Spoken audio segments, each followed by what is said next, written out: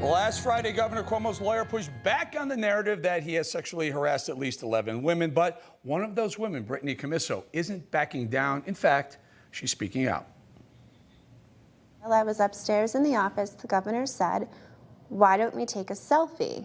So his suggestion, you say? Yes. With my right hand, I took the selfie. I then felt, while taking the selfie, his hand go down my back onto my butt, and he started rubbing it. Not sliding it, not, quickly brushing over it, rubbing my butt. The sheriff's office in Albany County is officially opening a criminal investigation regarding Ms. Commisso's allegations as the New York legislature mulls articles of impeachment. Here to get into the latest with Governor Cuomo is the ranking member of the New York State Senate Investigation Committee, Senator Thomas O'Mara, as well as former Donald Trump attorney Jenna Ellis. Mr. O'Mara, let me start with you because you seem to be, the right person at the right time to discuss what's going on. What are your thoughts? What are you hearing? Are you bringing a formal investigation into Governor Cuomo? We had the. All right.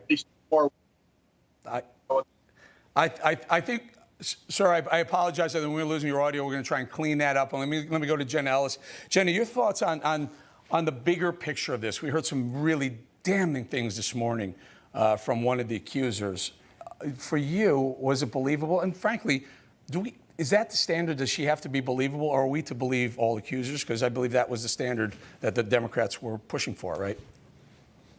Yeah, well, interestingly, Eric, just 2 years ago in August of 2019, Cuomo's own office touted that they were strengthening protections against sexual harassment, particularly in the workplace. And the New York State human rights law specifically says that the allegations don't need to be severe or pervasive to be against the law. And so Cuomo's own office here is saying that they want to believe all women. They want to make sure that any sort of instance of sexual harassment is investigated thoroughly. And now Andrew Cuomo, when these allegations are coming out against him, now suddenly he wants even higher protections. His lawyers are trying to provide all sorts of defenses, even really, disgustingly calling out the victims and victim shaming in their press conference, which I thought was just terrible in the court of public opinion.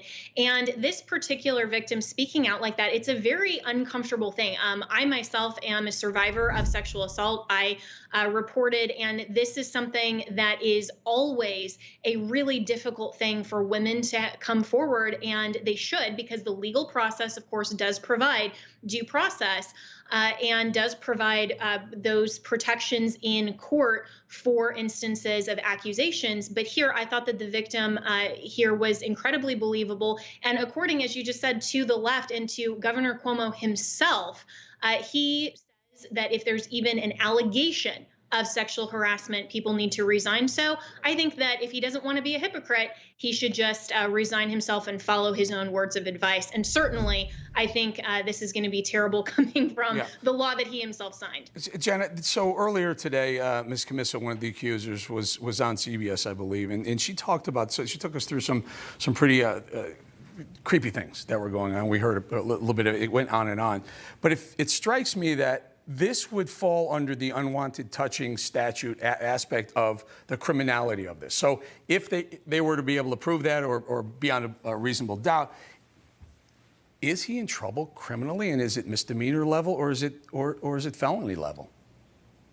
Well, I think that's what the sheriff's office is certainly assessing, and it depends on what ultimately the district attorney's office will eventually charge him with, and so that remains to be seen. But certainly, depending on the severity, depending on those intake reports, that's going to be up to the district attorney's office to ultimately file those charges. He could potentially be looking at felonies, and this is something again where he's certainly looking at criminal liability, but also impeachment. And that standard under the New York State Constitution is very broad and very vague. And so looking just at the history of New York with an impeachment of a former governor quite a number of years ago, there have been a lot of attorneys that have said that there needs to be reform in that particular statute because it's so overbroad. Whether or not this particular conduct falls within that, I think because it is so overbroad, it will be very easy for them to ultimately find him guilty if he is impeached. All right, Jenna, thank you so much. Again, you point out the political column of this would be impeachment. The criminal column could be as high as felony, and then we don't even know the civil penalties that could happen if any of these accusers bring civil action against the governor. Jenna, thank you so much for joining us. Thanks, Eric. Hey, I'm Rob Finnerty. Thanks for watching. If you enjoyed this video, please join the conversation in the comments below. Don't forget to subscribe, too. Hit the bell icon to be alerted to breaking news. And remember, there's a whole lot more on Newsmax TV, America's fastest growing cable news network. Newsmax TV, we're real news for real people.